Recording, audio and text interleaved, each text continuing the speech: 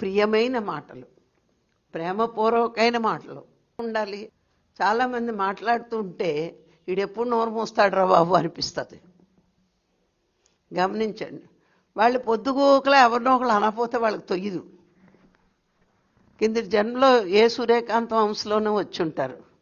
వీళ్ళు పొద్దుగోకలే ఎదుటోళ్ళు తప్పులించడమే, వాళ్ళెలాగా వీళ్ళెలాగా వీళ్ళెలాగా. అందుకే వేమన ఓ పద్యం చెప్పాడు, తప్పులెన్ను వారు తండోపతండంబులు ఉర్వి జనులకెల్లా ఉండు తప్పు, తప్పులెన్ను వారు తమ తప్పులెరగరు విశ్వదాభిరామ వినురవేమ అని. తప్పులెన్న వాళ్ళు తండోపతండాలుగా ఉంటారట, కానీ ఉర్వి జనులకెల్లా ఉండు తప్పు.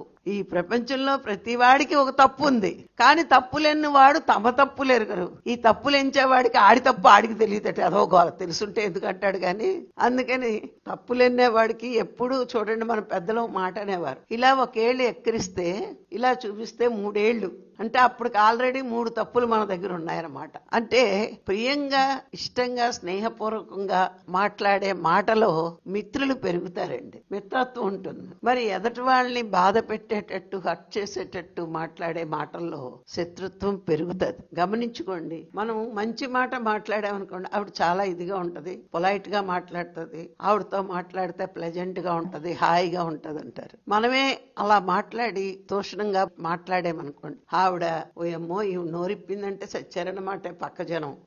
ఆవిడ నోరెట్లో నేరెట్టే బదులు మంటలో చెయ్యట్టడం మేలంటారు. అంటే అంత స్ట్రాంగ్ గా ఉంటారనమాట వీళ్ళు. మరి అందుకే ఎలా ఉండాలి? సత్యమైన మాటలు, ప్రియమైన మాటలు, ప్రేమపూర్వకమైన మాటలు మన నోటంట రావాలి. ప్రతి వాడు మారతాడమ్మా.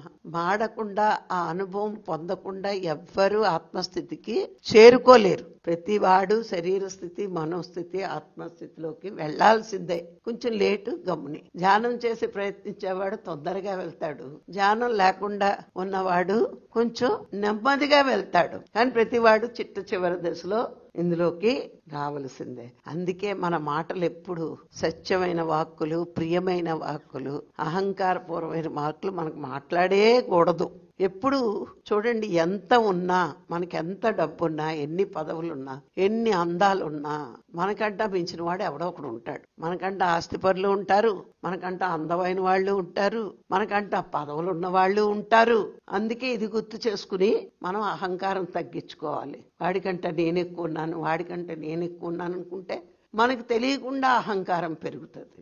అందుకే ఎప్పుడు అహంకారపూరితమైన మాటలు కూడా మన నోటంట ఎప్పుడు రాకూడదు.